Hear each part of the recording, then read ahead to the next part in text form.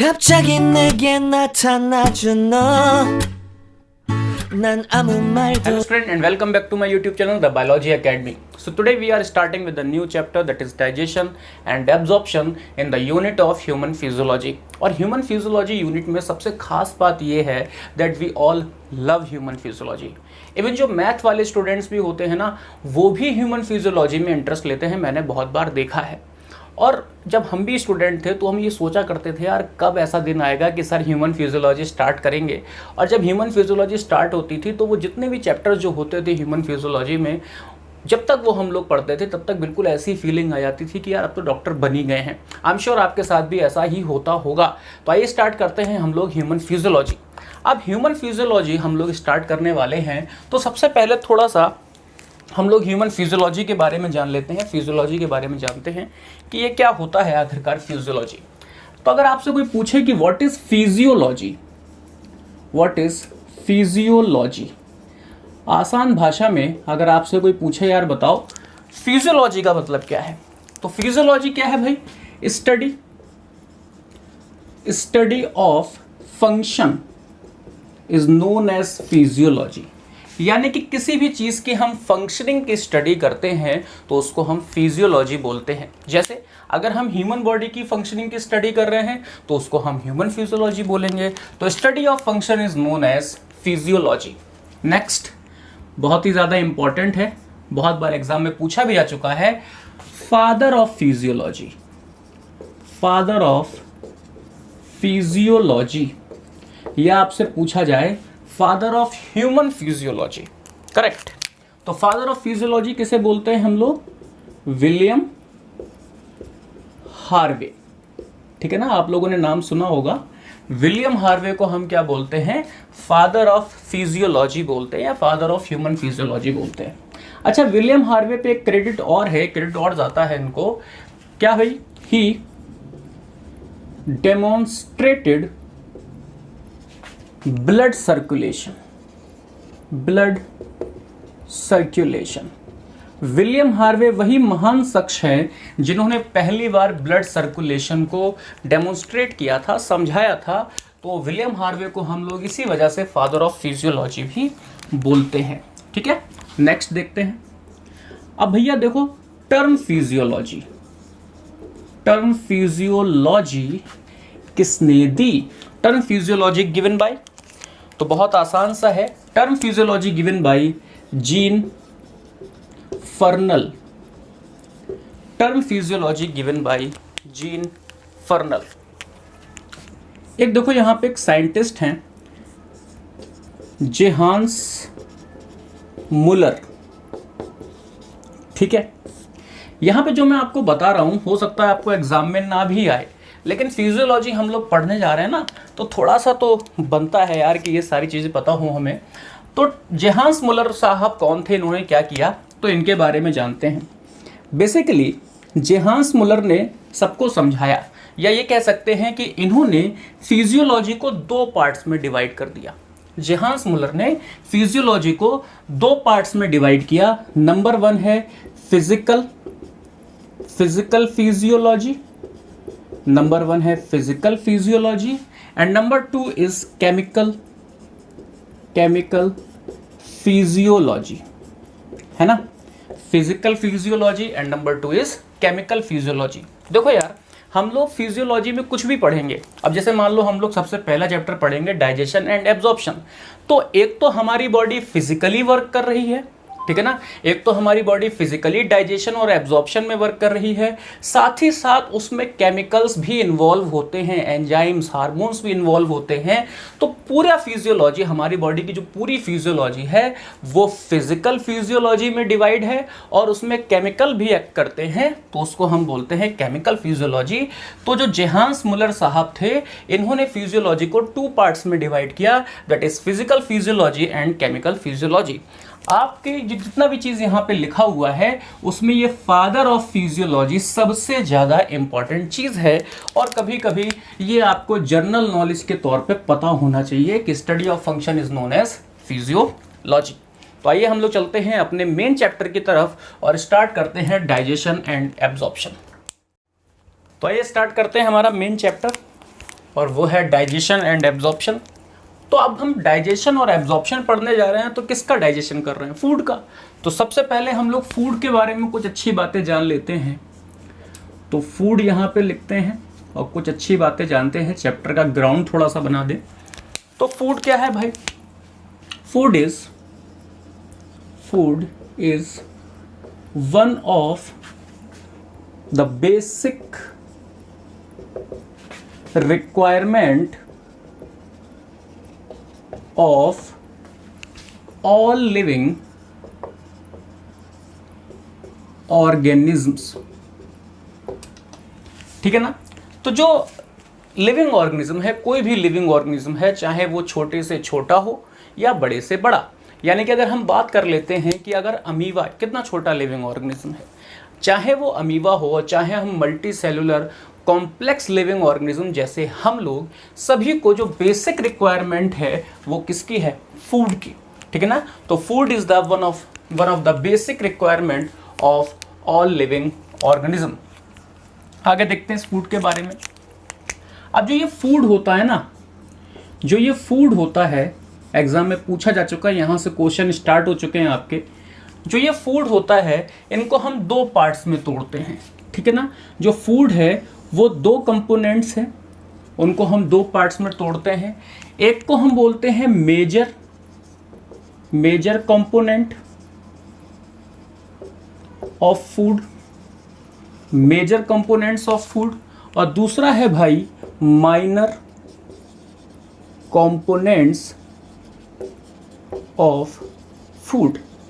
ठीक है ना? तो फूड के बेसिकली दो कंपोनेंट्स होते हैं, एक होता है मेजर कंपोनेंट और एक होता है माइनर कंपोनेंट। ठीक, अब मेजर कंपोनेंट्स कौन कौन से होते हैं, माइनर कंपोनेंट्स कौन कौन से होते हैं, इस बारे में बात कर लेते हैं।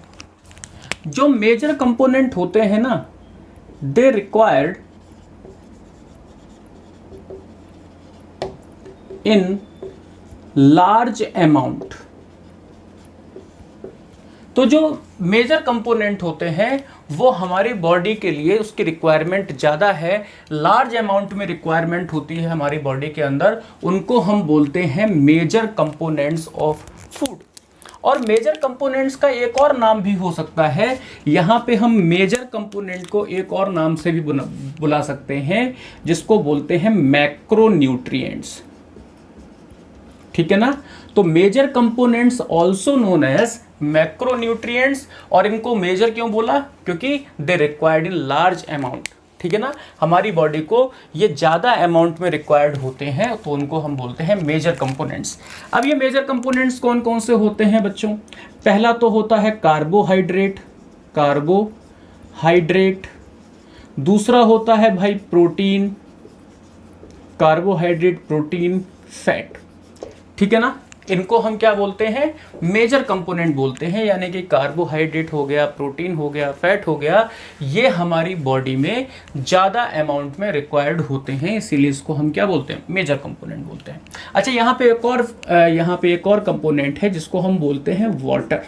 तो वाटर भी एज अ मेजर कंपोनेंट हम देखते हैं, वाटर को भी मेजर कंपोनेंट की श्रेणी में रखा जाता है। अब माइनर कंपोनेंट की बात कर लेते हैं। ठीक है? तो माइनर कंपोनेंट का मतलब क्या होता है? बहुत आराम से आप बता सकते हो, रिक्वायर्ड इन लेस अमाउंट। यानी कि माइनर कंपोनेंट को होते हैं, इनको माइनर इसीलिए बोला गया है क्योंकि ये हमारी बॉडी में लेस अमाउंट में रिक्वायरमेंट होती है इनकी, और इसीलिए माइनर कंपोनेंट का जो दूसरा नाम है भाई, माइनर कंपोनेंट को हम किस नाम से और जान सकते हैं? तो माइक्रो न्यूट्रिएंट। ठीक है ना? Minor components is also known as micro nutrients. तो ये कैसे रिक्वायरमेंट है? Required in less amount. अब माइनर कंपोनेंट्स कौन कौन से होते हैं? तो माइनर कंपोनेंट्स होते हैं मिनरल्स एंड विटामिन्स। ठीक है ना? तो मिनरल्स और विटामिन जो है वो माइनर कंपोनेंट हैं फूड के, जबकि कार्बोहाइड्रेट, प्रोटीन, फैट और वाटर क्या है? मेजर कंपोनेंट है फूड का। अब इसके बारे में थोड़ा सा हम लोग डिटेल में पढ़ते हैं, क्योंकि आपके एनसीईआरटी में पीछे दे रखा है, तो मैं सोच रहा हूँ एक ही जगह पे इसको कवर करवा देते हैं। तो देखते हैं इसके बारे में डिटेल में थोड़ा। तो जैसे कि अभी हम लोगों ने बात की थी मेजर कंपोनेंट्स। अब मेजर कंपोनेंट्स कौन कौन से होते हैं यार? मेजर कंपोनेंट्स में हमने रखा था carbohydrate, protein, fat and water को, ठीक है ना। और इनको हम क्या बोल सकते हैं? मैक्रो न्यूट्रिएंट्स भी बोल सकते हैं। अब देखो, आप जो भी खाना खाते हो वो अल्टीमेटली आपको एनर्जी तो प्रोवाइड करता है, लेकिन जो मेजर कंपोनेंट्स होते हैं वो जो एनर्जी प्रोवाइड करते हैं वो अमाउंट में ज्यादा होती है, इसीलिए इनको हम बोलते हैं they are energy yielding nutrients, ठीक है ना। तो जो मेजर कंपोनेंट्स आपको एनर्जी दे रहे हैं वो अमाउंट में ज्यादा है, इसीलिए इनको हम क्या बोल रहे हैं? Energy yielding nutrients. अब देखो यार, इस पे क्वेश्चन पूछा जा चुका है, energy requirement in our body. अगर हम बात करते हैं कि एक ह्यूमन एडल्ट में, जो कि मेल है, उसमें जो है कितनी एनर्जी की रिक्वायरमेंट होती है? तो लगभग 2600 कैलोरी पर डे, ठीक है ना। ह्यूमन, जो एडल्ट ह्यूमन है मेल में, उसमें जो है क्या है? 2600 कैलोरी पर डे एनर्जी की रिक्वायरमेंट होती है, जबकि फीमेल के केस में 2200 कैलोरी पर डे की रिक्वायरमेंट होती है। अब देखिए sir, order of utilization of energy, ये बहुत ही ज्यादा इंपॉर्टेंट है। अब देखो होता क्या है कि जो भी हम फूड ले रहे हैं, ठीक है ना, वो हम कॉम्प्लेक्स फॉर्म में ले रहे हैं, अब उसको हम सिंपलर फॉर्म में ब्रेक डाउन करते हैं। अब जब हम उसका ब्रेक डाउन करते हैं तो उसमें से क्या रिलीज होती है? एनर्जी, और उस एनर्जी को हम यूटिलाइज करते हैं। तो यहाँ पे मेजर कंपोनेंट्स में हमने क्या पढ़ा है? कार्बोहाइड्रेट, प्रोटीन और फैट को, ठीक। अब देखो, जब भी कभी हम कार्बोहाइड्रेट या प्रोटीन या फैट हम एज अ फूड में लेते हैं, खाने में लेते हैं, तो उसमें होता क्या है कि सबसे ज्यादा, सबसे पहले कार्बोहाइड्रेट ब्रेक डाउन होता है, उसके बाद में फैट ब्रेक डाउन होता है, और सबसे लास्ट में प्रोटीन ब्रेक डाउन होती है। तो अगर ये कहा जाए कि कार्बोहाइड्रेट सबसे पहले ब्रेक डाउन हुआ, इसका मतलब एनर्जी भी सबसे पहले कौन देगा? कार्बोहाइड्रेट। फैट उसके बाद में ब्रेक डाउन हुआ, तो उसके बाद में एनर्जी कौन देगा? फैट। और प्रोटीन सबसे लास्ट में ब्रेक होता है आपकी बॉडी के अंदर, तो सबसे लास्ट में जो प्रोटीन आपको, जो एनर्जी आपको मिलती है, वो किससे मिलती है? प्रोटीन से, ठीक है ना। अब इसका कारण क्या है? तो देखो, कार्बोहाइड्रेट में होता है ग्लाइकोसिडिक बॉन्ड, फैट में होता है ग्लिसराइड बॉन्ड, और प्रोटीन में होता है पेप्टाइड बॉन्ड। तो इन सब बॉन्ड्स में जो पेप्टाइड बॉन्ड होता है वो स्ट्रॉन्गेस्ट बॉन्ड होता है, तो सबसे लास्ट में ब्रेक डाउन होता है, और जब सबसे लास्ट में ब्रेक डाउन होगा तो एनर्जी भी सबसे लास्ट में मिलेगी, ठीक है ना। और जो कार्बोहाइड्रेट में जो ग्लाइकोसिडिक बॉन्ड है वो फटाफट टूट जाता है, तो आपको एनर्जी सबसे पहले मिल जाती है। नॉर्मली सुना होगा आपने कि अगर किसी को कोई वीकनेस फील हो रही है या कमजोरी हो रही है, खास तौर से गर्मी के सीजन में, तो हम क्या कहते हैं? उसको ग्लूकॉन डी दो भाई। तो ग्लूकॉन डी क्यों बोल रहे हैं? यहाँ पे ग्लूकोज क्या है? कार्बोहाइड्रेट, है ना। तो ग्लूकॉन डी देने से क्या होता है कि जो कार्बोहाइड्रेट है वो सबसे इंस्टेंट एनर्जी उसको प्रोवाइड करवा देता है और जल्दी जल्दी रिकवरी हो जाती है। तो order of utilization of energy का अगर आपसे ऑर्डर पूछा जाए तो सबसे पहले एनर्जी यूटिलाइज होती है कार्बोहाइड्रेट से, फिर फैट से, और उसके बाद प्रोटीन से।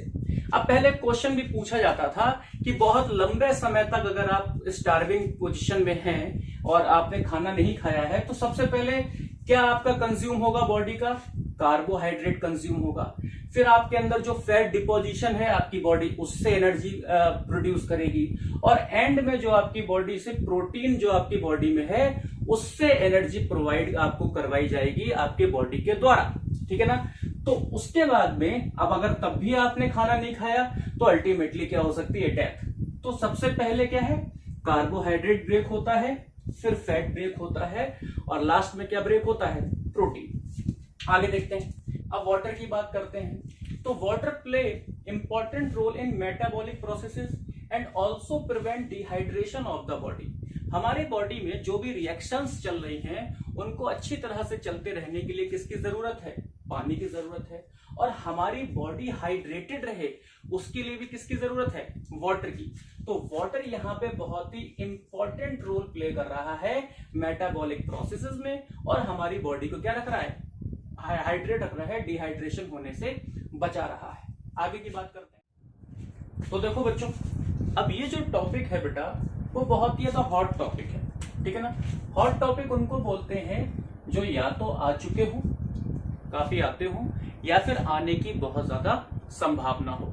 तो इसके आने की संभावना आपके एग्जाम में बहुत ज्यादा है, क्योंकि ये मेन एनसीईआरटी में अभी अभी आपके में आया है। वैसे ये सप्लीमेंट्री पोजीशन में दे रखा था, ठीक है। तो अगर हम बात करें नॉर्मल वे में कि जो हमारी बॉडी है उसमें भैया क्या होता है, उसमें मेटाबॉलिज्म होता है।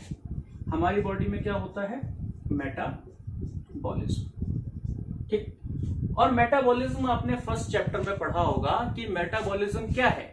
मेटाबॉलिज्म है sum of all reactions which is take place in our body. तो हमारी बॉडी में जो भी रिएक्शंस होती रहती हैं, उन सभी रिएक्शंस के जो टोटल होता है, जो सम होता है, उसको हम मेटाबॉलिज्म बोलते हैं। अब हमारी बॉडी में मेनली दो तरह की रिएक्शंस होती हैं।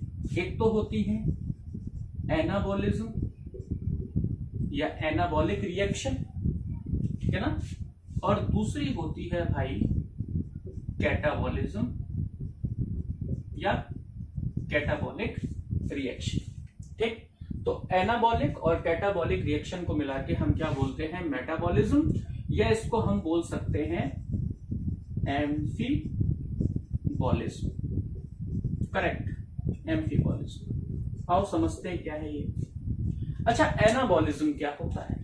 एनाबॉलिज्म का मतलब होता है कि जैसे बहुत सारे छोटे छोटे सब्सटेंसेस हैं, बहुत सारे छोटे छोटे सब्सटेंसेस हैं, और इन सारे सब्सटेंसेस को जोड़कर हम एक कॉम्प्लेक्स सब्सटेंस बनाना चाहते हैं। छोटे छोटे सब्सटेंसेस हैं और इनको जोड़ के हम क्या बनाना चाहते हैं, कॉम्प्लेक्स सब्सटेंस बनाना चाहते हैं, यानी कि सिंथेसिस करना चाहते हैं। सिंथेसिस, किसी भी चीज की सिंथेसिस करना चाहते हैं, तो इसको हम बोलते हैं एनाबॉलिज्म या एनाबॉलिक रिएक्शन। और ये कंस्ट्रक्टिव रिएक्शन होती है, यानी कि कंस्ट्रक्ट कर रहे हैं किसी भी चीज को। जैसे आपका घर भी अगर कंस्ट्रक्ट होता है तो बहुत सारी छोटी छोटी ईंट मिलके क्या बन जाता है, पूरा घर बन जाता है। तो छोटे सब्सटेंस से कॉम्प्लेक्स सब्सटेंस को बनाना, उसको हम बोलते हैं एनाबॉलिज्म या एनाबॉलिक रिएक्शन। और ये क्या हो रहा है, सिंथेसिस होता है इसमें। और जब किसी भी चीज में सिंथेसिस होता है ना भाई, तो वहां पे एनर्जी की रिक्वायरमेंट होती है, ठीक है ना, वहां पे एनर्जी हमको चाहिए होती है, रिक्वायरमेंट होती है। समझ में आया। अब देखो कैटाबॉलिज्म की बात करते हैं। कैटाबॉलिज्म में एक कॉम्प्लेक्स सब्सटेंस से हम सिंपल सब्सटेंसेस को फॉर्म कर रहे हैं, यानी कि एक कॉम्प्लेक्स सब्सटेंस है, उससे हम क्या बना रहे हैं, सिंपल सब्सटेंस, यानी कि ए बी सी था, तो उससे हम ए प्लस बी प्लस सी बना रहे हैं, ठीक। तो यहां पे क्या है, इसको हम बोलते हैं डिस्ट्रक्टिव रिएक्शन। इसको कंस्ट्रक्टिव बोलते हैं, इसको डिस्ट्रक्टिव बोलते हैं। और यहां पे क्या है, ब्रेक डाउन हो रहा है, ठीक है ना, ब्रेक डाउन हो रहा है। और जब भी किसी भी चीज का ब्रेक डाउन होता है तो वहां पे एनर्जी रिलीज होती है। एनर्जी क्या होती है, रिलीज होती है। अब ऐसे हमारी बॉडी में रिएक्शन चलती रहती हैं, जो कैटाबॉलिक और एनाबॉलिक टाइप की होती हैं, और इनको हम बोलते हैं मेटाबॉलिज्म या फिर एम्फीबॉलिज्म। समझ में आ गया होगा। अब देखो यहां पे आप समझो कि जब भी किसी चीज का ब्रेकडाउन होता है तो एनर्जी रिलीज होती है। हमने आपको बताया कि कार्बोहाइड्रेट आपने खाया, वो टूटा तो क्या मिली, एनर्जी मिली, क्योंकि वहां से क्या निकला, एनर्जी। फैट टूटा, आपको एनर्जी मिली। प्रोटीन टूटा, आपको एनर्जी मिली। क्लियर। अब समझते हैं कैलोरीफिक वैल्यू क्या होता है। अब आपको अच्छे से समझ में आएगा।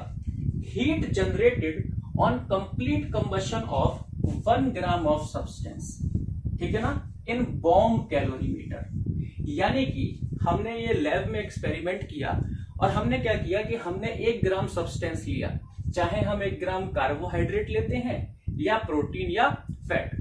अब उस 1 ग्राम कार्बोहाइड्रेट को जब हमने ब्रेक किया या प्रोटीन को ब्रेक किया या फैट को ब्रेक किया, तो 1 ग्राम सब्सटेंस को कंप्लीट कंबशन कराने पे हमें कितना हीट जनरेट हुआ, वहां से कितना हीट रिलीज हुआ, किसमें भैया, इन बॉम्ब कैलोरीमीटर। यानी कि इक्विपमेंट है, वहां पे रिएक्शन उसके अंदर हो रही है, तो वहां पे कितना हीट जनरेट हुआ या एनर्जी जनरेट हुआ, उसको हम बोलते हैं कैलोरीफिक वैल्यू। और आप समझ चुके हैं कि ये कहां पे हो रही है, ये किसी लैब में करवाई जा रही है, मतलब बॉडी से बाहर है, ठीक।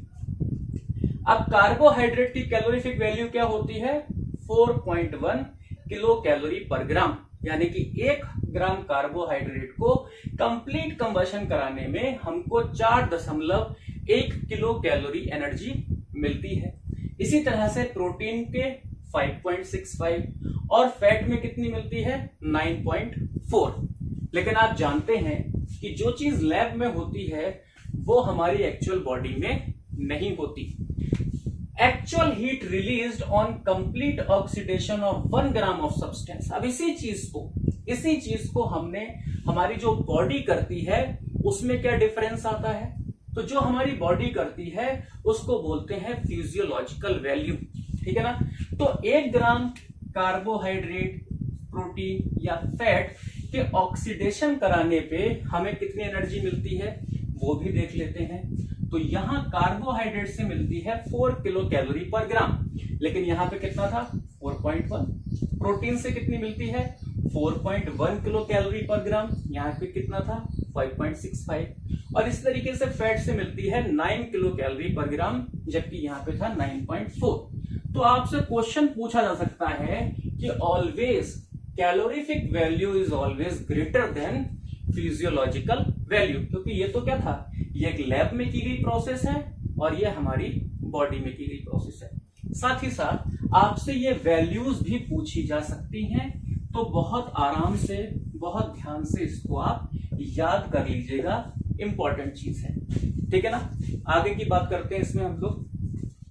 तो भाई मैक्रोन्यूट्रिएंट्स निपट गया, खत्म हो गया। बात करते हैं माइक्रोन्यूट्रिएंट्स की या माइनर कंपोनेंट्स की। अब देखो यार, तुम्हारी बॉडी में जो कम अमाउंट में रिक्वायरमेंट जिन कंपोनेंट्स का हुआ, जिन फूड कंपोनेंट्स का हुआ, that is known as micronutrients या माइनर कंपोनेंट। लेकिन इसका मतलब ये नहीं है कि आप उसको हल्के में ले लें।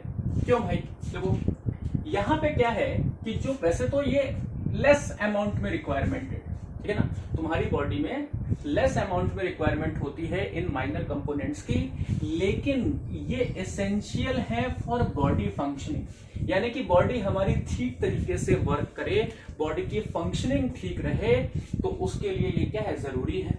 और क्या है, अगर इनकी कमी हो जाए तो हमें क्या हो सकती है, डिजीज हो सकती है। तो ये प्रिवेंशन करते हैं हमारी बॉडी में डिजीज से, ठीक है ना, प्रिवेंट करते हैं बॉडी में डिजीज को। अगर इनकी कमी हो जाएगी तो हमारी बॉडी में क्या हो जाएगी, डिजीज हो जाएगी। अब ऐसा है क्यों, ऐसा है क्यों, तो आइए इसके पीछे जानने की कोशिश करते हैं, इसमें वजह क्या है, उस वजह के पीछे चलते हैं। देखो, जो एक एंजाइम होता है जिसको हम क्या बोलते हैं, होलो एंजाइम, ठीक है ना, क्या बोलते हैं, होलो एंजाइम बोलते हैं। और होलो एंजाइम क्या होता है, कंप्लीट एंजाइम होता है, ठीक। अब इस एंजाइम में, जिसको हम नॉर्मली एंजाइम बोलते हैं, होलो एंजाइम बात एक ही है। अब जो ये एंजाइम होता है इसमें 2 पार्ट होते हैं, एक तो प्रोटीनिशियस पार्ट होता है, हम बोलते हैं कि भैया एंजाइम में क्या होता है, प्रोटीन पार्ट होता है, मेन पार्ट क्या है प्रोटीन, और एक क्या होता है, नॉन प्रोटीनिशियस पार्ट होता है। यानी कि एंजाइम के पास में प्रोटीन और नॉन प्रोटीनिशियस दोनों ही पार्ट होते हैं। जो ये नॉन प्रोटीनिशियस पार्ट है, जो ये प्रोटीनिशियस पार्ट है, इसको हम बोलते हैं एपो एंजाइम, ठीक है ना। और जो नॉन प्रोटीनिशियस पार्ट है उसको हम बोलते हैं कोफैक्टर।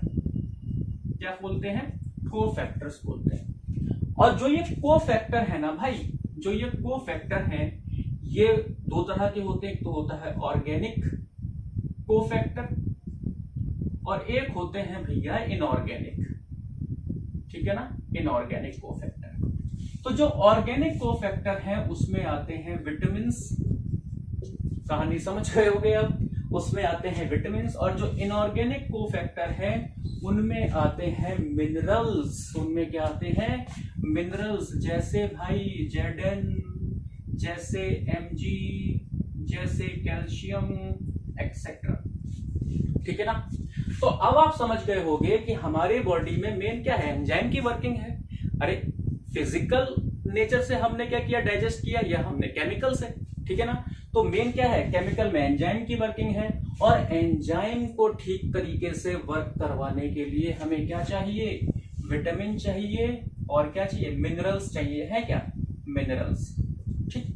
तो आप समझिए ना कि ये चाहिए तो हमको क्या, एक कम अमाउंट में, लेकिन जरूरी बहुत है, ठीक। अब देखो यार, ये तो आपने सुना ही होगा कि विटामिन ये इस विटामिन की कमी से ये डिजीज हो जाती है, इसकी कमी से ये हो जाती है। ये भी हम डिस्कस करेंगे जब हम इस चैप्टर के लास्ट में पहुंचेंगे। अब जो मिनरल्स होते हैं उनको बेसिकली दो पार्ट्स में डिवाइड किया जाता है।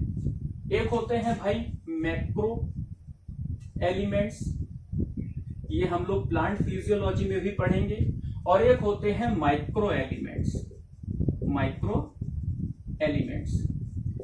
अब मैक्रो एलिमेंट्स और माइक्रो एलिमेंट्स का क्या चक्कर है? ये देखो भैया, ये एलिमेंट्स है और ये न्यूट्रिएंट है, कंफ्यूज मत होना। तो मैक्रो एलिमेंट वो होते हैं जिनकी रिक्वायरमेंट है, रिक्वायर्ड मोर देन 100 ग्राम पर डे। एक दिन में जिसकी रिक्वायरमेंट 100 ग्राम से ज्यादा है उनको हम बोलते हैं मैक्रो एलिमेंट। अब भैया माइक्रो एलिमेंट क्या है? रिक्वायरमेंट कितनी है? लेस देन 100 ग्राम पर डे। और जो ये एलिमेंट्स हैं ये हमारी बॉडी में अलग अलग तरीके का फंक्शन करते हैं। ठीक, जैसा अगर हम सपोज करें कि कैल्शियम का क्या वर्क है, तो कैल्शियम हमारे मसल्स के मूवमेंट के लिए अच्छा है। ठीक है, सोडियम का वर्क क्या है? तो सोडियम से क्या होता है, जो सोडियम गेटेड चैनल्स होते हैं, जहां जहां सोडियम गेटेड हमारे ब्रेन में, हमारे हार्ट में, तो इनकी फंक्शनिंग के लिए हमें सोडियम पोटेशियम की जरूरत होती है। तो ये एलिमेंट्स कहां से हैं? ये एलिमेंट्स कहां से आते हैं? मिनरल्स से आते हैं। ठीक, अब देखो मैक्रो एलिमेंट और माइक्रो एलिमेंट। जो मैक्रो एलिमेंट हैं उनके एग्जाम्पल क्या क्या है वो देख लो, पूछे जाते हैं। तो मैक्रो एलिमेंट के एग्जाम्पल हैं CHON, PK, MgSCA। ठीक है ना, इसको हम एक ट्रिक से याद करते हैं, इसको Fe भी लिख लो यहां पे थोड़ी देर के लिए। तो CHON का मतलब क्या हुआ? कॉन। PK का मतलब PK, कॉन, PK, मग, से, का, फी। ठीक है ना, किसी की कोई कॉफी जो है मग से पी गया तो उसने कहा कौन पी के मग से काफी। ठीक है ना, तो देखो भैया CHON, PK, MgSCA, Fe नहीं, Fe को छोड़कर, ठीक है ना, रिदम बनाने के लिए Fe लिखा है। तो यहां कैल्शियम तक ये सारे क्या होते हैं? मैक्रो एलिमेंट्स होते हैं।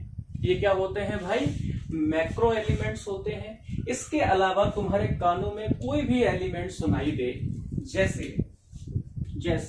CO, Cu, Cr, MO, Zn, Mn etcetera, ये सारे एलिमेंट्स क्या होते हैं? माइक्रो एलिमेंट्स होते हैं। ठीक है ना, इनको याद कर लो। उसके अलावा जो कुछ भी है वो माइक्रो एलिमेंट है। ठीक, तो भैया देखो आप समझ गए होंगे कि माइक्रो न्यूट्रिएंट्स कम मात्रा में तो चाहिए थे, लेकिन बहुत ज्यादा इंपॉर्टेंट है हमारी बॉडी की एक्टिविटी को चलाने के लिए, क्योंकि जो एंजाइम है वो ठीक तरीके से वर्क तभी कर पाएगा जब विटामिन और मिनरल्स होंगे, और अगर इनकी कमी होगी तो हमारी बॉडी में अलग अलग तरीके की डिजीज होंगी और फिर हम लोग अपना सर पकड़ के बैठे रहेंगे। तो इसको भी अच्छी मात्रा में हमें खाना चाहिए। ठीक है ना, आगे की बात करते हैं, हम लोग पहुंचते हैं अपने एक्चुअल चैप्टर पे। तो देखो हमने माइक्रो न्यूट्रिएंट्स और मैक्रो न्यूट्रिएंट्स देखा। अब इतना सब कुछ देखने के बाद हम लोगों को ये तो पता चल गया कि जो फूड है ना भाई, वो हमको एनर्जी प्रोवाइड करवाता है, साथ ही साथ आपके एनसीईआरटी की लाइन है, साथ ही साथ हेल्प करता है ग्रोथ में और रिपेयरिंग में। ठीक है ना, हमारी बॉडी में ग्रोथ हो रही हो या हमारे किसी भी टिश्यू में रिपेयरिंग हो रही हो, वो कौन करवाता है? वो फूड करवाता है। फूड से जो हमें एनर्जी मिलती है उसकी हेल्प से ग्रोथ होती है और क्या होती है? रिपेयरिंग होती है हमारे टिश्यू के अंदर। अब भाई पढ़ते हैं डाइजेशन क्या होता है। अब इतना सब कुछ समझने के बाद आप तैयार हैं डाइजेशन पढ़ने के लिए। तो देखो डाइजेशन क्या होता है? Conversion of complex substance into simple absorbable form is known as digestion. यानी कि एक कॉम्प्लेक्स सब्सटेंस को हमने सिंपल एब्जॉर्बेबल फॉर्म में कन्वर्ट करा, इसको हम क्या बोलते हैं? डाइजेशन बोलते हैं। और जो ये डाइजेशन है ना, यहाँ पे क्वेश्चन पूछा जा चुका है, जो डाइजेशन है वो एक मैकेनिकल और बायोकेमिकल प्रोसेस है। आपसे पूछा जा सकता है कि बताओ डाइजेशन कैसी प्रोसेस है, मैकेनिकल एंड बायोकेमिकल। यह जो डाइजेशन में जो कॉम्प्लेक्स सब्सटेंस सिंपल फॉर्म में जो है एब्जॉर्ब किया, सिंपल एब्जॉर्बेबल फॉर्म में ब्रेक किया जाता है, तो किस मेथड के थ्रू किया जाता है? तो अगेन आंसर यही रहेगा, मैकेनिकल एंड बायोकेमिकल मेथड के थ्रू। अब ये कैसे पॉसिबल है? तो देखो, अभी हमने बात की थी, जब हम लोग ने सबसे पहले ये चैप्टर स्टार्ट किया था तो मैंने फिजियोलॉजी का इंट्रोडक्शन दिया और वहां पे मैंने कहा, एक मुलर चचा थे तो उन्होंने कहा था कि जो फिजियोलॉजी है उसको हम दो पार्ट्स में ब्रेक करते हैं, फिजिकल और केमिकल, है ना। तो देखो, कोई भी एक कॉम्प्लेक्स सब्सटेंस है, मान लो ये क्या है, कॉम्प्लेक्स फूड पार्टिकल है, कॉम्प्लेक्स फूड। अब इस कॉम्प्लेक्स फूड को हमें सिंपलर फॉर्म में ब्रेक करना है, ठीक। तो जैसे मान लो ये है पॉलीसैकेराइड, ये पॉलीसैकेराइड है, और पॉलीसैकेराइड क्या होते हैं, बायो मैक्रोमोलिक्यूल्स होते हैं, ठीक। तो ये पॉलीसैकेराइड है, मान लो स्टार्च है। अब हमने क्या किया कि इसको हमने फिजिकली छोटे छोटे पार्ट में ब्रेक डाउन किया। जब भी आपने खाना खाया तो खाना दांत क्यों दिए गए? दांत दिए गए चबाने के लिए। क्यों भाई? सारी चीजें केमिकल तो कर नहीं सकता, तो थोड़ा बहुत आप भी मेहनत करो। तो आपने कोई भी कॉम्प्लेक्स फूड खाया, उसको दांतों से चबाया और चबाने के बाद में उसको क्या किया, थोड़ा सा तोड़ दिया। ये कैसा प्रोसेस है? मैकेनिकल प्रोसेस है, या कहा जाए कि ये फिजिकल प्रोसेस है, ठीक है ना। यानी कि chewing of food is mechanical और फिजिकल प्रोसेस। अब यहां पे आपने ब्रेक डाउन किया है कॉम्प्लेक्स फूड को, सिंपल फॉर्म में नहीं, बस कॉम्प्लेक्स को तोड़ दिया है बहुत सारे पार्ट्स में, ठीक। अब क्या हुआ भाई? अब इसका केमिकल डाइजेशन शुरू होगा, केमिकल, और यहां पे वर्ड लिखा है बायोकेमिकल, माने कि क्या, एंजाइम के थ्रू। तो इसका केमिकल डाइजेशन होगा और ये बिल्कुल ही सिंपल फॉर्म में, एब्जॉर्बेबल फॉर्म में ब्रेक हो जाएगा। इसी पूरी प्रोसेस को हम क्या बोलते हैं? डाइजेशन बोलते हैं, ठीक है ना। तो डाइजेशन कैसी प्रोसेस है? मैकेनिकल एंड बायोकेमिकल प्रोसेस है, और बायोकेमिकल बोले तो biocatalyst, that is enzyme, correct. अब देखो यार कि जो ये डाइजेशन है इसमें मल्टीपल ऑर्गन पार्टिसिपेट करते हैं, और जहां पे मल्टीपल ऑर्गन पार्टिसिपेट करें, ठीक है ना, कोऑर्डिनेटेड मैनर में वर्क करें, तब हम उसको एक सिस्टम बोल देते हैं कि ये एक सिस्टम है, ठीक है ना। तो जिस सिस्टम में ये डाइजेशन हो रहा है उसको हम बोलते हैं डाइजेस्टिव सिस्टम। तो आइए देखते हैं डाइजेस्टिव सिस्टम में क्या क्या होता है। डाइजेस्टिव सिस्टम में दो चीजें आती हैं, एक तो होता है एनाटॉमी ऑफ डाइजेस्टिव सिस्टम, और एक होता है physiology of digestive system. Anatomy में बेसिकली जो डाइजेस्टिव सिस्टम में यूज होने वाले ऑर्गन्स हैं हम लोग उसकी बात करते हैं, और फिजियोलॉजी में हम फिजियोलॉजिकल प्रोसेस को देखते हैं डाइजेशन की, ठीक है ना। तो आइए वन बाय वन डिस्कस करते हैं। तो सबसे पहले हम लोग बात करते हैं फिजियोलॉजी ऑफ डाइजेशन। आपको समझ में आए कि डाइजेशन में होता ही क्या है आखिरकार। तो देखो, जो फिजियोलॉजी ऑफ डाइजेशन है ये 5 स्टेप प्रोसेस है, 5 स्टेप्स प्रोसेस है, ठीक है ना। 5 स्टेप में ये पूरी होने वाली प्रोसेस है। तो सबसे पहले क्या होता है इसमें कि सबसे पहले आपके सामने खाना आया, ठीक है ना, चिकन मटन पनीर जो भी आपके सामने खाना आया, और खाने के बाद में आपने उस खाने को अपने माउथ द्वारा एंटर करवाया अपनी बॉडी में। इसको बोलते हैं इंजेशन। इसको क्या बोलते हैं? इंजेशन, यानी कि intake of food is known as ingestion, ठीक। आपने बॉडी में अपने फूड को एंटर करवाया, इंजेशन बोलते हैं, by the help of mouth.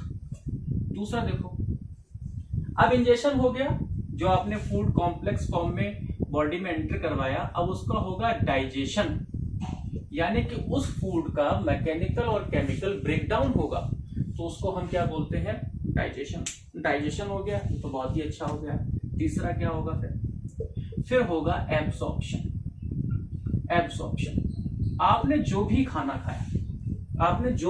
खाया उसमें जो भी एसेंशियल एलिमेंट्स थे या आपकी बॉडी के लिए जो भी बेनिफिशियल एलिमेंट्स थे या सब्सटेंसेस थे, या आपकी बॉडी के लिए जो नीड थी आपकी बॉडी को जिन सब्सटेंसेस की, एब्जॉर्ब वो डाइजेस्ट होने के बाद में आपकी बॉडी उन सब्सटेंसेस को एब्जॉर्ब कर लेती है जो आपकी बॉडी के लिए बेनिफिशियल होते हैं। ठीक है ना।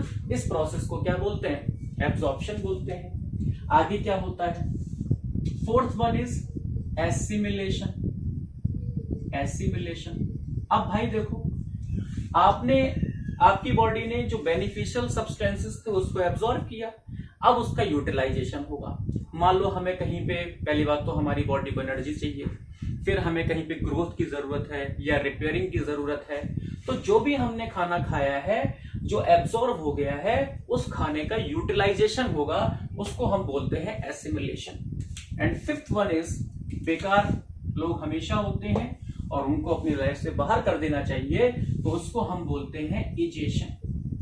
ठीक है ना, उसको हम क्या बोलते हैं? इजेशन। जो वेस्ट मटेरियल है वो हमने अपनी बॉडी से आउट कर दिया, इस प्रोसेस को बोलते हैं इजेशन। तो ये 5 स्टेप्स हैं आपकी, इसको बोलते हैं फिजियोलॉजी ऑफ डाइजेस्टिव सिस्टम। ठीक है ना, ये फिजियोलॉजी है डाइजेस्टिव सिस्टम की। एनाटॉमी पे ध्यान देते हैं। तो एनाटॉमी में 2 पार्ट्स हैं। एनाटॉमी में 2 पार्ट्स हैं। कौन कौन से हैं? आओ देखिए। एनाटॉमी में जो सबसे पहला पार्ट है वो है एलिमेंट्री कैनाल।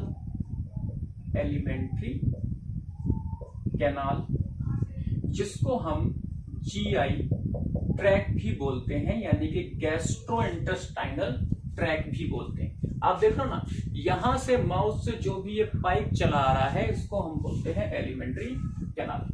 दूसरा क्या है? Associated glands. तो देखो, एसोसिएटेड ग्लैंड्स, ठीक है ना, ऐसी ग्लैंड्स जो इस डाइजेशन के प्रोसेस में पार्टिसिपेट करती हैं, इस डाइजेशन के प्रोसेस में अपने केमिकल सिक्रीशन के थ्रू इस डाइजेशन को केमिकली जो है प्रोसेस करवाती हैं, उनको हम बोलते हैं एसोसिएटेड ग्लैंड्स बोलते हैं। ठीक, तो देखो एसोसिएटेड ग्लैंड्स कौन कौन सी होती हैं? तो सबसे पहली है सलाइवरी ग्लैंड। Salivary glands. अब सलाइवरी ग्लैंड्स में क्या होता है? सलाइवा होता है। ठीक है ना, तो सलाइवा में क्या होते हैं? एंजाइम्स होते हैं, जिससे क्या होता है? डाइजेशन। दूसरा है लीवर और तीसरा है पैनक्रियास। पैनक्रियास। तो ये 3 ग्लैंड्स हैं जो आपकी एनाटॉमी ऑफ डाइजेस्टिव सिस्टम में आती हैं और आपके डाइजेशन में हेल्प करती हैं। अब फिजियोलॉजी में एलिमेंट्री कैनाल में देख लेते हैं। एनाटॉमी में बात करते हैं एलिमेंट्री कैनाल की। तो जो एलिमेंट्री कैनाल की ओपनिंग होती है, ओपनिंग जो होती है एलिमेंट्री कैनाल की, वो होती है माउथ। ठीक, एलिमेंट्री कैनाल कहां से स्टार्ट होती है? माउथ से स्टार्ट होती है, ये ओपनिंग है। ठीक, माउथ को हम नंबर 1 नहीं गिन सकते क्योंकि ये ओपनिंग है। उसके बाद में जो माउथ कहां पे आके ओपन होता है? बक्कल कैविटी में। Buccal cavity. अब इस बक्कल कैविटी में तुम्हारी जीभ है, दांत है, पैलेट है, ये सारी चीजें किसमें आती हैं? बक्कल कैविटी में, और ये एलिमेंट्री कैनाल का पहला पार्ट होता है। दूसरे की बात करते हैं भैया, दूसरा है फेरिंग्स। जो तुम्हारी बक्कल कैविटी है वो ओपन होती है ट्यूब में, जिसको हम बोलते हैं फेरिंग्स। फेरिंग्स ओपन होती है ईसोफेगस में, ईसोफेगस में, और ईसोफेगस ओपन होती है, ईसोफेगस ओपन होती है स्टमक में। ठीक है ना, स्टमक में ईसोफेगस आपकी ओपन होती है। अब स्टमक के जो है 4 पार्ट होते हैं। कौन कौन से? Cardiac stomach, fundic stomach, body stomach and pyloric stomach. ठीक है ना, तो ये 4 पार्ट होते हैं स्टमक के। स्टमक के बाद में जो नेक्स्ट पार्ट है एलिमेंट्री कैनाल का, 5th one is small intestine. ठीक है ना, स्मॉल इंटेस्टाइन, छोटी आंत। अब स्मॉल इंटेस्टाइन के भी 3 पार्ट हैं। स्मॉल इंटेस्टाइन के भी कितने पार्ट है बच्चों? 3 पार्ट हैं। कौन कौन से? जो पहला पार्ट होता है स्मॉल इंटेस्टाइन का वो होता है ड्यूडेनम, फिर होता है jejunum and last one is ilium. तो ये भाई स्मॉल इंटेस्टाइन के 3 पार्ट होते हैं। छठे की बात करते हैं, 6th वन इज, जो छठा है वो है लार्ज इंटेस्टाइन भाई, लार्ज इंटेस्टाइन यानी कि क्या? बड़ी आंत। और जब छोटी आंत के 3 पार्ट है तो बड़ी आंत तो और बड़ी है, तो भाई नहीं, मतलब बड़ी नहीं है, ठीक है ना, नाम है ना बड़ी आंत, वैसे छोटी आंत लंबाई में बड़ी होती है। तो जो लार्ज इंटेस्टाइन है उसके भाई कितने पार्ट होते हैं? 3 पार्ट उसके भी होते हैं। कौन कौन से होते हैं देखते हैं। एक है caecum, number 1, number 2 is colon and third one is rectum. और फिर यहां पे क्या होती है? ओपनिंग होती है और इसको हम क्या बोलते हैं? एनस। तो यहां से जो भी वेस्ट मटेरियल होता है वो बॉडी से आउट हो जाता है। ठीक, तो सबसे पहले आपने एंटीरियर ओपनिंग के थ्रू खाना खाया, यानी कि इंजेक्शन किया, उसको बोलते हैं माउथ। फिर बक्कल कैविटी में गया, फिर फेरिंग्स में, ईसोफेगस में, स्टमक के 4 part, cardiac, fundic, body and pyloric. फिर कहा गया भैया? स्मॉल इंटेस्टाइन में। स्मॉल इंटेस्टाइन के 3 पार्ट हैं, ड्यूडेनम, जेजुनम, इलियम। फिर लार्ज इंटेस्टाइन में गया और लार्ज इंटेस्टाइन के भी 3 पार्ट हैं, सीकम, कोलन, रेक्टम। और फिर एक ओपनिंग आ गई जिसको हम बोलते हैं एनस।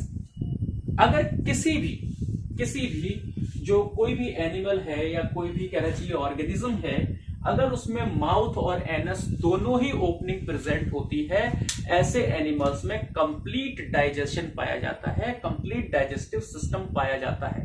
और जिनमें इनमें से एक भी ओपनिंग नहीं होती है उनमें इनकम्प्लीट डाइजेस्टिव सिस्टम प्रेजेंट होता है। आपने पढ़ा होगा एनिमल किंगडम में कि बहुत सारे एनिमल्स में कंप्लीट डाइजेस्टिव सिस्टम था, बहुत सारे में क्या था? इनकम्प्लीट। तो यही उसका मतलब है कि दोनों ही ओपनिंग प्रेजेंट है, दैट मीन्स कंप्लीट डाइजेशन। और अगर नहीं है कोई भी एक ओपनिंग तो हम क्या बोलते हैं? Incomplete digestion. अब जो भी कुछ हमने यहाँ पे लिखा है उसको हम डायग्राम की हेल्प से भी समझ लेते हैं एक बार। तो जो कुछ बातें अभी आपसे डिस्कस की गई उसे डायग्राम में समझते हैं। तो देखो भाई, ऐसे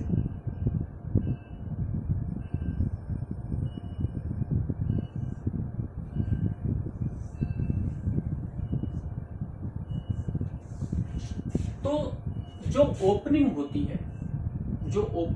है एंटीरियर ओपनिंग जो होती है, ये ओपनिंग जो है इसको हम क्या बोलते हैं भाई?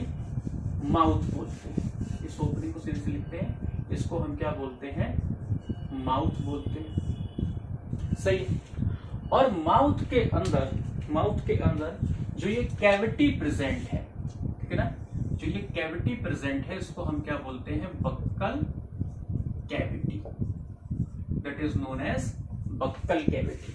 ठीक, इसी बक्कल कैविटी में क्या प्रेजेंट होगा? इसी बक्कल कैविटी में आपके टीथ है, टंग है, पैलेट है, वो सब बक्कल कैविटी में प्रेजेंट है। जो इसके ऊपर ये है इसको हम बोलते हैं नॉस्ट्रिल्स, ठीक है ना, जो नाक के छेद होते हैं ना, नॉस्ट्रिल्स। और यहीं पे ये क्या प्रेजेंट है? ये है nasal cavity, that is known as nasal cavity. इसको क्या बोलते हैं भाई? नेजल कैविटी बोलते हैं। क्लियर? अब क्या होता है? जो ये बक्कल कैविटी है और नेजल कैविटी है, इसकी कॉमन ओपनिंग होती है। बक्कल कैविटी की और नेजल कैविटी की कॉमन ओपनिंग होती है, इसको बोलते हैं फेरिंग्स।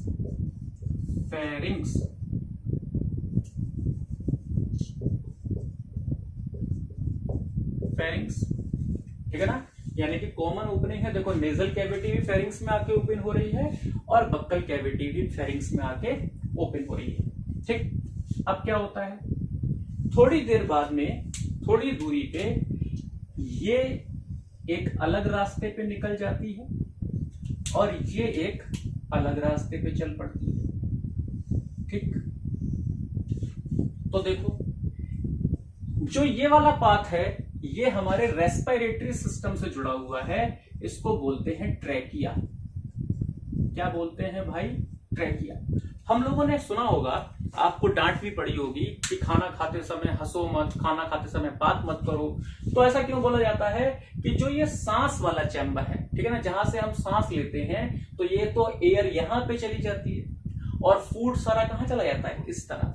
लेकिन और इनको प्रिवेंट कौन करता है? एपिग्लॉटिस। इसको हम बोलते हैं एपिग्लॉटिस। तो एपिग्लॉटिस एक फ्लैप की तरीके से वर्क करती है। जब भी हम कुछ सॉलो कर रहे होते हैं, निगल रहे होते हैं, तो फ्लैप इस वाले पार्ट को कवर करता है और जब हम सांस ले रहे होते हैं तो फ्लैप इस वाले पार्ट को कवर करता है। अब कभी कभी आप क्या को खाना खाते समय हंस दो तो क्या होगा कि जो खाना है कभी कभी कहां पहुंच जाता है? ट्रैकिया में पहुंच जाता है। तो इसीलिए आपसे कहा जाता है खाना खाते समय आप हंसिए मत। तो मार भी पड़ी होगी कभी कभी इस बात पे। तो इसको हम क्या बोलते हैं? जो ये नेजल कैविटी और बक्कल कैविटी कॉमन ओपनिंग होती है, इसको बोलते हैं फेरिंक्स। और ये क्या है? ट्रैकिया। इसको बोलते हैं ईसोफेगस। ईसोफेगस, ठीक है ना। तो जो फेरिंक्स ओपन होती है कहां पे ओपन होती है? ईसोफेगस में ओपन होती है। और ईसोफेगस ओपन होती है बैग लाइक स्ट्रक्चर में, जिसको बोलते हैं स्टमक। ईसोफेगस ओपन होता है बैग लाइक स्ट्रक्चर में, जिसको हम बोलते हैं स्टमक। और यहां पे एक वॉल्व लगा होता है, एक स्फिंक्टर लगा होता है, जिसको बोलते हैं गैस्ट्रो ईसोफेजियल स्फिंक्टर। ठीक है ना, गैस्ट्रो ईसोफेजियल स्फिंक्टर, ये एक वॉल्व होता है। अब जहां पे भी बॉडी में वॉल्व होता है, वॉल्व का काम होता है कि वो वन साइड डायरेक्शन को कैरी करवाएं। ठीक है ना, सिर्फ एक ही तरफ के डायरेक्शन को कैरी करवाएं। हमारे हार्ट में भी वॉल्व होते हैं, वेन्स में भी वॉल्व होते हैं। तो वॉल्व का काम होता है कि एक ही तरफ का डायरेक्शन चलता रहे, दोनों तरफ से डायरेक्शन, दोनों तरफ से किसी भी चीज का आना जाना ना हो। जैसे अब आपने फूड यहां से एंटर करवाया, तो इस वॉल्व की जिम्मेदारी है कि ये फूड आपके पेट में पहुंचे। जो आपके पेट से फूड है वो वापस से इधर आउट ना हो जाए, इसीलिए यहाँ पे वॉल्व प्रेजेंट होता है, जिसको बोलते हैं गैस्ट्रोइसोफेजियल स्फिंक्टर। ठीक है, अब देखो यार, इस वाले पार्ट को हम बोलते हैं फंडिक स्टमक। ठीक, क्योंकि यहां पे ये वाला जो पार्ट है, यहां पे ये गैस्ट्रोइसोफेजियल वॉल्व यहां पे ये ओपन हुआ है, इसको बोलते हैं cardiac sphincter, sorry cardiac stomach. ये वाला पार्ट कैसा है? Cardiac stomach. ये वाला जो पार्ट है इसको बोलते हैं बॉडी, और ये लास्ट पार्ट जो है वो बोलते हैं पाइलोरिक स्टमक। ठीक है ना, पाइलोरिक स्टमक। तो देखो स्टमक के 4 पार्ट है, cardiac, fundic, pyloric and body. और यहां पे पाइलोरिक स्टमक में भी एक वॉल्व प्रेजेंट होता है, जिसको हम बोलते हैं, भाई यहां पे नहीं बनाएंगे, इसको हम बोलते हैं, क्या बोलते हैं? Pyloric sphincter. क्या बोलते हैं? Pyloric sphincter. ये प्रिवेंट करता है कि स्मॉल इंटेस्टाइन से वापस फूड पेट में ना जाए। क्लियर? अब देखो यहां पे स्टमक खत्म हो गया, और यहां पे स्टमक खत्म होने के बाद में यहां से स्मॉल इंटेस्टाइन स्टार्ट होती है। और स्मॉल इंटेस्टाइन का जो पहला पार्ट होता है वो बहुत छोटा होता है, और इस पार्ट को हम बोलते हैं डियोडेनम। क्या बोलते हैं? डियोडेनम। ठीक है ना, ये स्मॉल इंटेस्टाइन का फर्स्ट पार्ट है, इसको हम लिख देते हैं SI फर्स्ट। ठीक, स्मॉल इंटेस्टाइन का जो ये डियोडेनम है ये ओपन होता है, स्मॉल इंटेस्टाइन को डियोडेनम ओपन होता है एक क्वाइल्ड स्ट्रक्चर में ओपन होता है, और इस क्वाइल्ड स्ट्रक्चर को हम बोलते हैं जेजुनम। जेजुनम, ठीक है ना, और इसको बोलते हैं SI2, ये है जेजुनम। और फिर उसके बाद ये जेजुनम ओपन होता है एक हाईली क्वाइल्ड स्ट्रक्चर में। ये एक तो था क्वाइल्ड और एक क्या था, हाईली क्वाइल्ड स्ट्रक्चर, बहुत ज्यादा क्वाइल्ड है, और उस स्ट्रक्चर को हम बोलते हैं, जो हाईली क्वाइल्ड स्ट्रक्चर है उसको हम बोलते हैं इलियम। अब ये हाईली क्वाइल्ड क्यों होता है, इसके पीछे भी एक वजह है, वो आपको समय पे पता चल जाएगी। इसको है, ये है SI3। तो ये क्या है भाई, स्मॉल इंटेस्टाइन के तीनों पार्ट्स हैं, ड्यूडेनम, जेजुनम एंड इलियम। अब बात करते हैं लार्ज इंटेस्टाइन।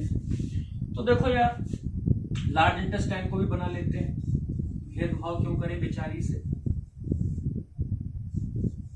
तो देखो यहां पे इस तरह से जो ये लार्ज इंटेस्टाइन है, जैसे यहां पे तो स्मॉल इंटेस्टाइन प्रेजेंट थी, अभी मैंने आपको दिखाया। ये वाला पार्ट क्या था, ये वाला पार्ट था जेजुनम, और उसके बाद बहुत ही ज्यादा क्वाइल्ड पार्ट था, वो था इलियम। और ये इलियम ओपन होता है इस लार्ज इंटेस्टाइन के एक सॉलोइंग पार्ट में, जिसको हम बोलते हैं सीकम। इसको क्या बोलते हैं, सीकम। तो लार्ज इंटेस्टाइन का ये वाला पार्ट है, ये है सीकम, सीकम, करेक्ट। और इस सीकम में एक फिंगर लाइक प्रोजेक्शन होता है, जिसको बोलते हैं अपेंडिक्स। अपेंडिक्स ये एक वेस्टिजियल ऑर्गन है हमारा, आपने पढ़ा ही होगा, वरना हम पढ़ा भी देंगे आपको। तो देखो यार, स्मॉल इंटेस्टाइन कहां ओपन हुई, सीकम में हुई, और ये सीकम थोड़ा सा ब्रॉड पार्ट होता है। उसके बाद में क्या होता है, सीकम के बाद में जो लार्ज इंटेस्टाइन है उसका अगला पार्ट स्टार्ट होता है, और लार्ज इंटेस्टाइन का जो अगला पार्ट होता है ये वाला, यहां तक तो ये सीकम था, इतना वाला पार्ट, यहां से जो पार्ट स्टार्ट हुआ इसको बोलते हैं कोलन, ठीक है ना, कोलन। और कोलन जो है वो 3 पार्ट्स में डिवाइड होता है। यहां से कोलन ऊपर चढ़ रहा है, इसलिए इसको बोलते हैं असेंडिंग कोलन, जगह नहीं इसलिए नहीं लिख रहा हूं, असेंडिंग कोलन। ये है ट्रांसवर्स कोलन, और ये है डिसेंडिंग कोलन।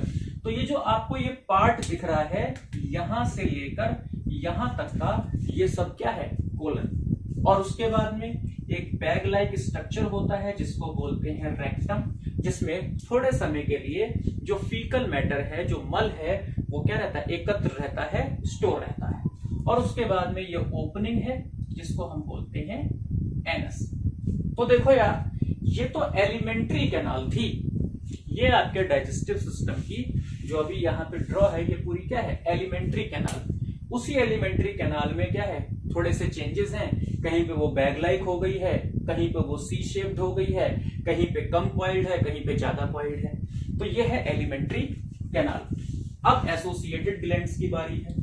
तो देखो, जो माउथ है, माउथ वाले रीजन से हम जब अंदर चलेंगे तो ये है बक्कल कैविटी। इस रीजन में जो प्रेजेंट होती है वो होती है salivary gland. Salivary glands present होती है इस रीजन में, ठीक है ना। तो यहां पे क्या होती है, सलाइवरी ग्लैंड्स होती है, ठीक है।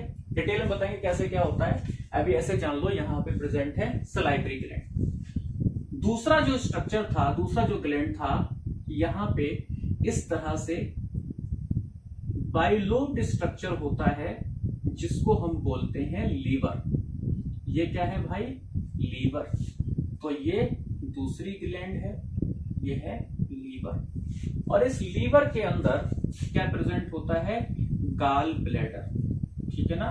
तो यहां पे क्या प्रेजेंट होता है, गॉल ब्लैडर, लीवर, ठीक। यहां पे तीसरी ग्लैंड प्रेजेंट होती है, और इसको हम बोलते हैं पैंक्रियास। ये थर्ड ग्लैंड प्रेजेंट है, और इसको हम क्या बोलते हैं भाई, पैंक्रियास। पैंक्रियास। तो देखो, 3 ग्लैंड बताया था मैंने, पहली थी सलाइवरी ग्लैंड, पहली थी salivary gland, second one is liver, and third one is pancreas.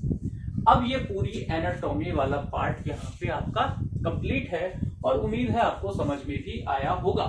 Next lecture में हम लोग एक एक पार्ट को, एक एक एनाटॉमी के पार्ट को हम लोग डिटेल में डिस्कस करेंगे। तब तक के लिए stay safe and stay healthy. जय हिंद।